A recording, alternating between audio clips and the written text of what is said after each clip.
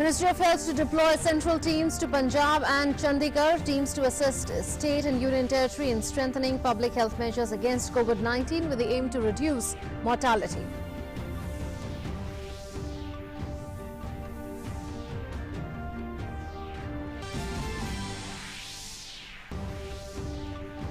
Daily number of COVID-19 recoveries in the country crosses 70,000, while cumulative recoveries witness exponential rise from 50,000 in May to 32 lakh in September.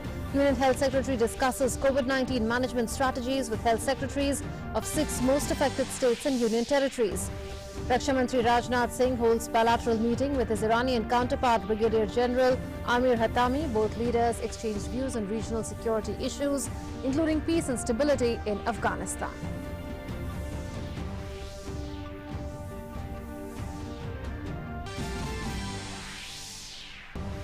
Narcotics Control Bureau starts questioning Rhea Chakravarti.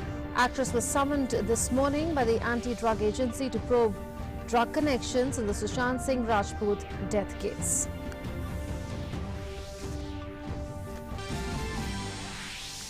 In the US Open, Indo-Canadian pair of Rohan Bopanna and Denis Shapovalov reach men's doubles quarterfinals, beat German pair Kevin Kravitz and Andreas Mies to keep India's hopes alive in the Grand Slam. Serena Williams reaches in the 4th round of women's singles.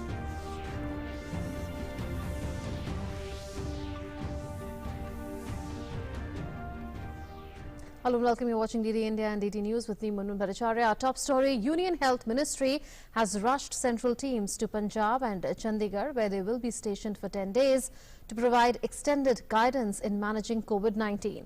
Central teams will assist the state and the union territory in review of public health measures for containment, surveillance, testing and efficient clinical management of COVID-19. The 2-member teams comprise a community medicine expert from PGI-MER, Chandigarh, and an epidemiologist from NCDC. Currently, there are 15,731 active cases in Punjab and 2,095 active cases in the Union Territory of Chandigarh. The centre is actively supporting states and UTs that are seeing a sudden surge in the number of COVID-19 cases and those that are reporting high mortality by deputing multi-sectoral central teams. Many such teams have visited several states or union territories in the past few months. The teams interact with the field authorities to get a first-hand understanding of the challenges and issues being faced by them. The Union Health Ministry has been engaging with several states or UTs that are witnessing a surge in COVID cases and high mortality in some districts during the past 2 days. The states and union territories have been advised to proactively undertake comprehensive measures to break the chain of transmission of the infectious diseases and lower mortality such that it eventually dips below the 1% mark.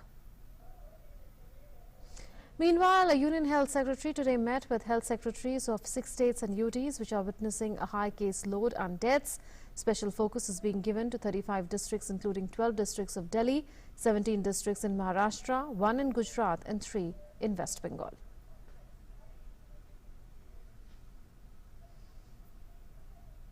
So the Union Health Secretary held a meeting with the health secretaries of 6 states and union territories. The focus is on ensuring that the districts that have the highest case load are able to better manage a COVID-19 situation by ensuring that the fatality rate comes down to less than 1%. It is currently a little less than 2%, but the objective of the Government of India is to reduce that mortality rate even further to below 1%. So the focus is on the districts where the problem of COVID-19 is the most acute. India continues with its recoveries spike, recording highest ever single day record of 73,642 recoveries in the last 24 hours alone. With this, the cumulative total of recovered patients has risen to 31,80,865. With this, the recovery rate currently stands at 77.32%. Due to aggressive testing, the fatality rate has dropped to 1.72%. So far, 70,626 patients have died due to novel coronavirus. The number of active COVID-19 cases in India stand at 8,62,320, which is 20.96% of the total cases reported so far.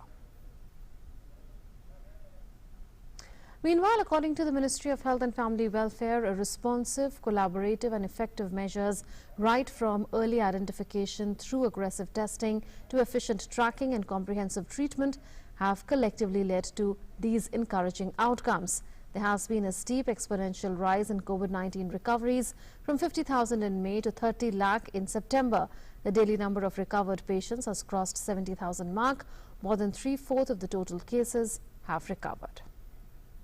According to the Indian Council of Medical Research, a total of 4,88,31,145 samples have been tested so far, and of these, 10,92,654 samples were tested yesterday.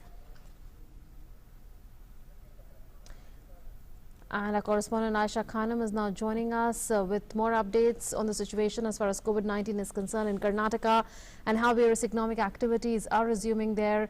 Well, good afternoon, Aisha. We understand that as far as the Bengaluru Metro is concerned, the Purple Line will be starting its operations tomorrow, and in the next few days we'll see that being expanded in a graded manner, and then the entire metro is expected to run in the next few days. What is the situation as far as COVID-19 is concerned in terms of the daily caseload, recoveries, the fatality rate in Karnataka, and what's the plan going forward?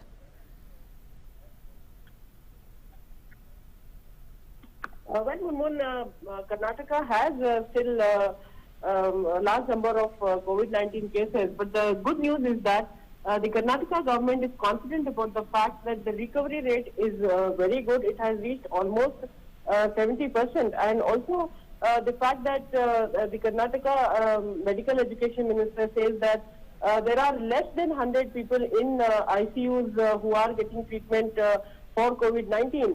And also, despite the fact that there are more than 1 lakh active cases, it is only about less than 100 people who are in ICU and who are in critical condition. The rest are all on the way to recovery. So this is a good sign in Karnataka as far as COVID-19 is concerned. And despite Bangalore seeing spikes in number of cases every day, Bangalore reports over 3,000 cases every day. But the fact that the government has put the system in place wherein there is speedy recovery, there is home isolation, and there is the testing which has doubled. So the government is confident about the fact that it will manage to bring down the numbers as far as COVID is concerned. So therefore, the economic activity is now given priority. So the metro, Bangalore Metro, will begin operations from tomorrow, and this will be in phases because this is an important line. Purple Line connects Bangalore by Aatmanirbhar to Mysore Road, and which is economic corridor in Bangalore. Main stations are MG Road, Majestic, which is a very essential areas where business activities are concerned. So Karnataka government says that the economy is also on way to recovery, and the government is trying to put the entire situation on a fast track, and Bangalore is likely to assume its speed with the metro rail in the coming days in phases.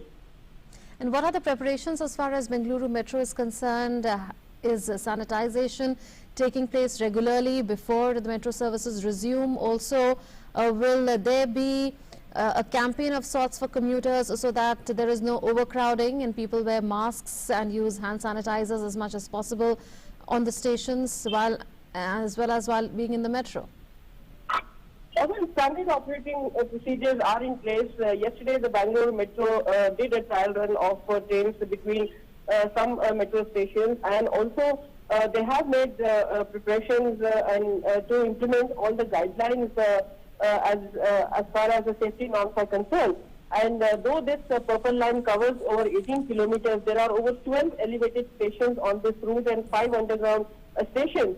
So the Metro, Bangalore Metro Corporation has made all the arrangements at the metro stations also to sanitize and make the travel safe for the people who board metro. And also they have said that the number of passengers who will be boarding, the commuters will be boarding the train will be only about 400. And since there is social distancing, there is also the fact that half the capacity of the coaches will be kept empty. So that means all the safety norms will be implemented and there will be no crowding on stations either.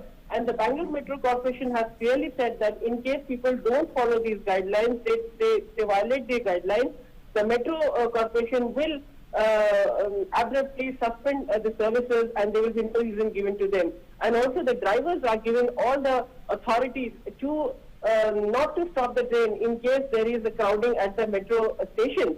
So these are the precautions that they are taking, and also strict vigilance will be there outside the metro station.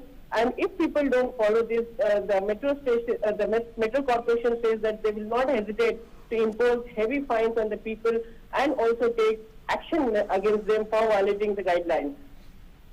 Well, thanks Aisha for giving us those updates from Bengaluru. Actor Rhea Chakrabarti is currently being questioned on the drugs angle by the Narcotics Control Bureau at its Mumbai office. She was summoned by the NCB this morning to join the investigation of Sushant Singh Rajput's death case. Rhea's Satish Manishande in a statement said that Rhea Chakrabarti is ready for arrest as this is a witch hunt, and if loving someone is a crime, she will face the consequences of her love. Being innocent, she has not approached any court for anticipatory bail in all the cases foisted by Bihar police, now with the CBI, ED and NCB.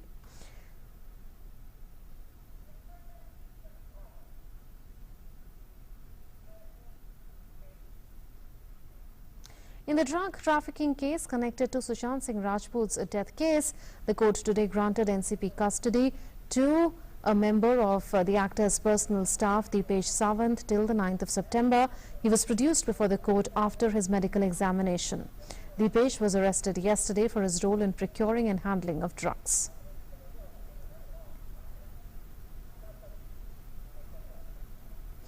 Shama Mishra, correspondent, joins us with the latest on this from Mumbai. Shama, what could possibly be the line of questioning as far as drug angle is concerned, since the NCB is questioning Rhea Chakrabarti as we speak? Well, yes, the line of questioning could be, related to all the procurement and the supplies of drugs and or the other psychotropic substances. Also, there were possibilities, and there is a possibility that there would be cross-examination of the persons already arrested and Rhea Chakrabarti, as to find out what the statements are of both the of both the persons. The latest, you've already mentioned that Deepesh Sawant, the house, the servant of the cook of the late Sushant Singh Rajput, has been given the remand till the police custody till NCB custody till 9th of September. So as of now, Deepesh Sawant, Tamil Miranda and Rhea Chakrabarti's brother Shavik, all three are there in the remand in the custody till 9th of September, and the questioning and the investigation would be currently on. Also, we heard that in the morning the NCB officials had reached Rhea Chakrabarti's residence for serving a summon, and following which Rhea Chakrabarti had come for the questioning, and he mentioned about the statement given by Satish Manishande, Rhea's lawyer. Apart from this, the father of Rhea Chakrabarti, he has also issued another statement after the arrest of Shavik, saying that a middle-class family has been demolished because of the ongoing process, and he accepts that because whatever comes in the line of justice. So it is a likeliness, as the lawyer of Rhea Chakrabarti has also issued a statement.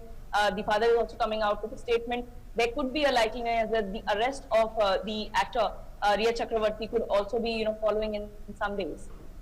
Absolutely, that cannot be ruled out. Well, we will keep a close watch on the developments as they pan out. Thank you, Shama, for bringing us those updates from Mumbai. The Indian Railways on Saturday announced that it will be running 40 pairs of new special trains from the 12th of September, reservation for which will begin from the 10th of September. These will be running in addition to the 230 trains already in operation. More in this report. Unlock 4 unfolds gradually. The Indian Railways have come up with a decision to start 80 new special trains. Trains are the first choice for Indian passengers who wish to travel to different parts of the country, as they are the most convenient and smooth option for them. The COVID-19 pandemic, however, has left the passengers waiting for their favorite mode of travel for a long time now. Millions of Indian Railways employees have proved to be corona warriors, as they made it possible for the railways to run even in the lockdown period in a limited manner. The Indian Railways have brought good news for passengers with the announcement of 40 pairs of new special trains that are set to run from September 12th. This was announced by Railways Minister Piyush Goyal via a tweet along with a list of trains that will be running. The 80 new special trains will be fully reserved, bookings for which will begin from 10th of this month. These special trains will be connecting various parts of the country, including Dehradun, Ajmer, Jaipur, Jabalpur, Prayagraj, Bhagalpur, Gorakhpur, Gwalior, Muzaffarpur. Earlier, the railways had begun running 30 Rajdhani special trains that started from the 12th of May this year.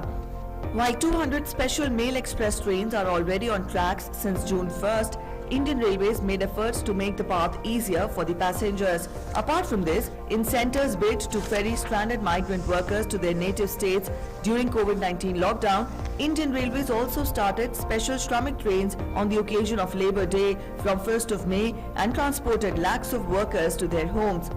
With the operation of cargo parcel trains, the railways also set a record in the lockdown period by transporting life-saving medicines and essential items across the country. With Bureau inputs, Rajesh Raj's report, DD India. Raksha Mantri Rajnath Singh held a bilateral meeting yesterday with Iran's Minister of Defence and Armed Forces Logistics, Brigadier General Amir Hatami, at the latter's request. Raksha Mantri was on a transit halt in Tehran en route from Moscow to New Delhi. The meeting between the two ministers took place in a cordial and warm atmosphere. Both the leaders emphasized upon the age-old cultural, linguistic and civilizational ties between India and Iran. Both the defence ministers discussed ways to take forward bilateral cooperation and exchanged views on regional security issues, including peace and stability in Afghanistan. President Ram Nath Kovind and Prime Minister Narendra Modi will address the inaugural session of the Governors' Conference on National Education Policy tomorrow through video conference. The conference, titled Role of NEP 2020 in Transforming Higher Education, is being organized by the Union Education Ministry. NEP 2020 is directed towards major reforms in both school and higher education level. The policy strives for making India into an equitable and vibrant knowledge society. It envisions an India-centered education system that contributes directly to transforming India into a global superpower. The comprehensive transformation aimed the NEP will bring about a paradigm shift in the country's education system and create an enabling and reinvigorated educational ecosystem for a new Aatmanirbhar Bharat envisaged by Prime Minister Modi. Education ministers of all states, vice chancellors of state universities and other senior officials will also attend the video conference. In a brutal and inhuman act, a COVID-19 positive young woman was sexually assaulted by an ambulance driver at Aranmula in Kerala during the wee hours this morning. The incident occurred when the woman was being taken to a COVID care facility by the ambulance driver after admitting another woman at a hospital. No other person was accompanying the victim at the time of the incident. Police arrested the ambulance driver, an employee of the 108 ambulance service. Expressing shock at the development, State Health Minister K.K. Shelja said the service provider has been asked to dismiss the employee. Directions have been issued to the police to take strict action against the culprit. The State Women's Commission has taken suo motu cognizance of the matter and has asked the police to file an immediate report on the incident. A team of experts are joining efforts to salvage a large oil tanker that has been burning for the fourth day off Sri Lanka. 4 tugboats, 3 Sri Lankan Navy ships and 6 Indian ships have been battling the fire on the empty New Diamond since Thursday. The fire on the ship has been brought under control but is still not extinguished. On scene, Commander INS Sayadri closely monitoring firefighting efforts on empty New Diamond, presently 70 kilometers away from Sri Lankan coast. Additional assets including emergency towing vessel Ocean Bliss also is helping at the scene. Aerial recce is continuing and flames are still visible with smoke emanating from the superstructure. Airdropping of dry chemical powder is being undertaken to douse the fire. Flash flood guidance has been issued by the Met Department for some parts of coastal Karnataka, Kerala and Mahe for the next 24 hours from today. According to the Met Department, fairly widespread to widespread rainfall and thunderstorm and lightning are very likely over peninsular India during the next 4 to 5 days. Heavy rainfall at isolated places is also likely over Karnataka, Kerala and Mahi and Tamil Nadu during the same period. Further, moderate thunderstorm with lightning is very likely over Rajasthan, Uttarakhand, Chhattisgarh, Sub-Himalayan West Bengal, Odisha and Madhya Maharashtra, that is central Maharashtra, during the next 12 hours. India's Rohan Bopanna and his Canadian partner Denis Shapovalov advanced to the quarterfinals of the men's doubles at the US Open on Saturday. Bopanna and Shapovalov came from behind to beat the 6th-seeded German duo Kevin Gravitz and Andreas Mies 4-6, 6-4, 6-3 in an hour and 47 minutes. Bopanna is the only Indian remaining in the draw following the ouster of Sumit Nagal and Divij Sharan. Bharatiya Janata Yuva Morcha today organized Fit for India, Fit for Arunachal run in the capital city Itanagar today. The marathon race started from a BJP party head office to IG Park in Itanagar. The State Sports Minister, BJP State President and other party leaders took part in the event. Union Sports Minister Kiran Rijiju flagged off the marathon through video conferencing.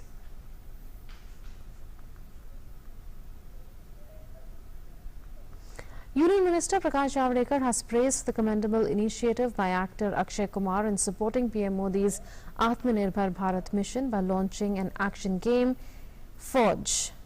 In a tweet, he said, "Happy to know that players would not just learn about the sacrifices of our soldiers, but also contribute to Bharat Ke Veer Trust."